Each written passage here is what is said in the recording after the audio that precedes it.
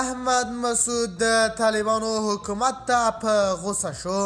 احمد مسعود د چریکي جګړې ژمنه وکړله. سلام، ستړي مه شئ، وخت مو بخیر. هیله لرم چې جوړ او روغ به یې. په سر کې یادونه کوم که باور ټي وي چینل مو نه وي سبسکرایب کړی، په درنښت سره باور ټي وي چینل سبسکرایب کړئ. احمد مسعود ویلي موږ له طالبانو سره د خپلاینې په اړه خبرې نه کوو او د خبرو میز ته د ډلې د راوستلو لپاره په چریکي جګړو ته دوام ورکوو.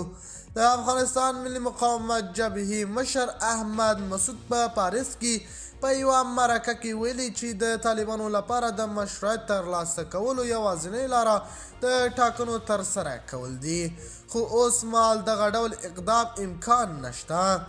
هغه په دوام ویل طالبان د خبرو اترو لپاره له هر ډول خبرو اترو ډډه کوي او یوازې له نړۍ او د افغانستان له خلکو غواړي چې دا ومني چې همدا د پرمختګ یوازینۍ لاره ده.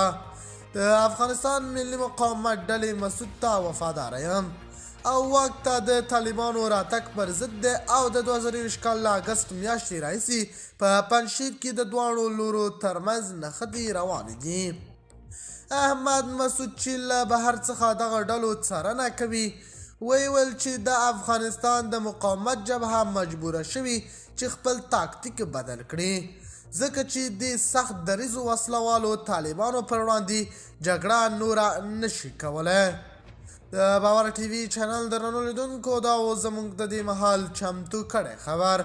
د نورو تازه خبرونو لپاره باور ټي وي چینل په درنښت سره سبسکرایب کړئ. الله په امان، تر بیا ښې چارې.